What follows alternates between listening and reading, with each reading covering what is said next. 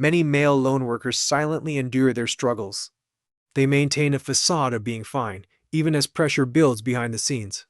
This silent struggle often goes unnoticed, hidden beneath a smile. In industries like engineering and security, men often work alone. This isolation isn't just physical, it's emotional too. Stress and exhaustion are common, yet often overlooked. The signs of stress in lone workers are frequently missed. Without someone to notice, their emotional burden remains hidden. This can lead to severe consequences if not addressed. Lone worker safety extends beyond mere compliance. It's about ensuring well-being and open communication. Workers need to feel seen and valued even when they're alone. Businesses should ask deeper questions about their workers' experiences.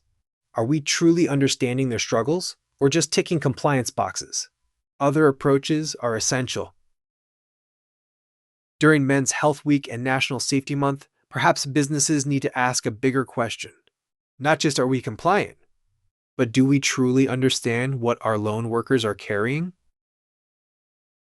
Read the full blog to explore these topics further. Together, we can create safer, more supportive workplaces.